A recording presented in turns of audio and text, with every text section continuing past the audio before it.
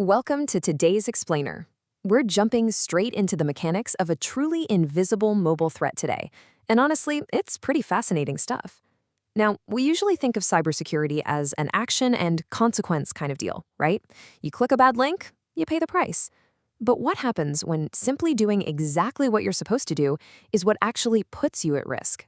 So can your phone actually be hacked just by reading the morning news? It's a question that challenges this huge misconception we all have. For years, we've been trained to avoid the dark corners of the internet, right? Don't open weird email attachments, stay away from sketchy app stores, but the game has totally changed. Today, we really have to ask ourselves if our devices can be compromised just by scrolling through a local news site or a trusted forum. The short and, slightly terrifying answer is yes. We're looking at MITRE ATTK technique T1456, which is better known as drive-by compromise. This is a scenario where literally 0 clicks are required on your end. Just your everyday, normal internet browsing is the only action an adversary needs to gain access to your mobile device's system. There are no phishing links to spot and no fake downloads to avoid. It just piggybacks right on your everyday routine.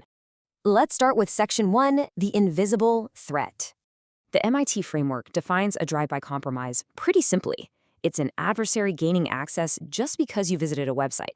They're specifically targeting your web browser for exploitation. And sometimes, they even use these compromised sites for other sneaky behaviors, like quietly grabbing an application access token. Think of that token like a digital VIP pass that lets different apps talk to each other without needing a password. Your browser is basically the front door to your digital life, and this technique is all about picking that lock while you aren't even looking. What's wild is that this threat doesn't just hang out on malicious websites. It lives right on the sites you already trust. Attackers have a few different ways to deliver this exploit code to your browser. First, they can compromise a totally legitimate website by injecting malicious code like JavaScript or iframes. Second, they can literally just buy ad space and serve malicious ads right through completely legitimate ad providers. And third, they use built-in web interfaces. Think about a forum post, a comment section, or really any user-controllable content. If an attacker drops a script into a comment on your favorite blog, your browser might execute it just by loading the page. Moving on to Section 2, Anatomy of a Drive-By. Let's look at how this actually works step by step. Think of this whole process like a digital burglar who is just quietly testing the locks on your browser's doors and windows, looking for a weakness before slipping inside. Step 1 is the visit. You navigate to a site that's hosting the adversary's content. Step 2 is silent reconnaissance. Totally in the background, scripts automatically run to scan your specific browser version and your plugins, hunting for any unpatched vulnerabilities. Then, step 3, if they find a vulnerable version, they deliver specifically tailored exploit code right to your browser. If it works, the adversary now has code execution on your system. Now, it's important to realize that sometimes the attacker actually needs a tiny bit of help from you. While the attack is largely automated, if your browser has certain protections in place, the attackers might rely on you casually enabling scripting, turning on active website components, or maybe just hastily dismissing a warning dialog box that pops up on your screen. That one single moment of impatience on your part can literally be the key that lets them in. Section 3, Strategic Watering Hole Attacks. Instead of going after a user directly, adversaries will often poison the local digital watering hole that their specific targets are known to hang out at. This is officially called a strategic web compromise. Say an attacker wants to target government officials. They don't necessarily need to hack those officials' phones directly. Instead, they just compromise a website that those officials are highly likely to visit. They target a very specific community based on a shared interest, industry, or region, and then they just wait for the targets to come to them. Let's see how this actually plays out in the real world. Take the group tracked as Prometheum. During one of their campaigns, they distributed the Strong Pity malware by compromising an actual, official Syrian e-government website.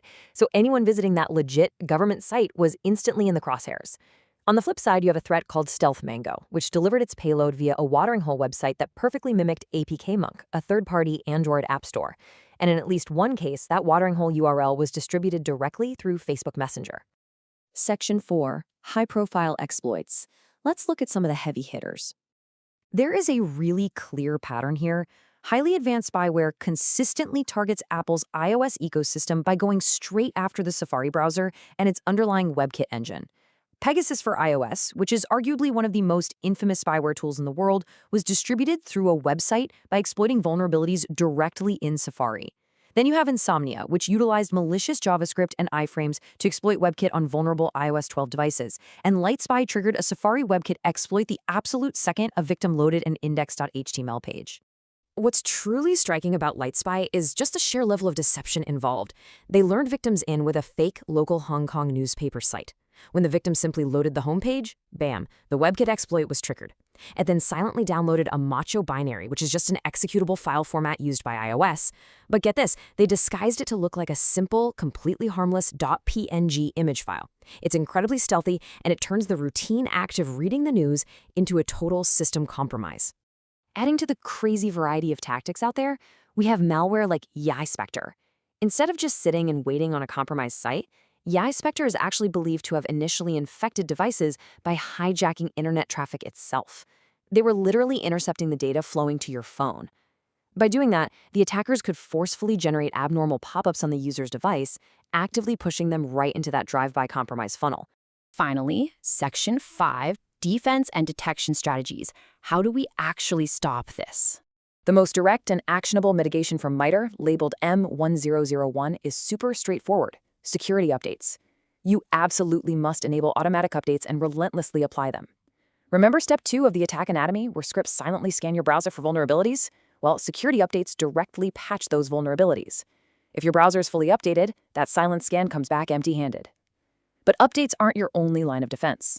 Using ad and script blockers is a massive help because they can prevent malicious ads or injected code from ever loading in the first place. Plus, it helps to understand browser sandboxing, a core security feature that traps code in a restricted, isolated environment, making it incredibly difficult for these silent exploits to break out and access the rest of your phone.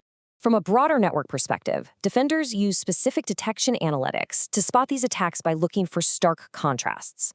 They compare the quiet, predictable footprint of normal web browsing against the noisy, script-heavy behavior of an exploit in progress.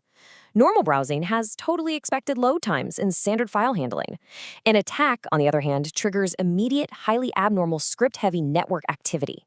This often causes instability or even crashing in the browser or an embedded web view, and it might prompt unexpected package install attempts. Network defenders also rely on some very specific warning signs outlined in MITRE's analytics.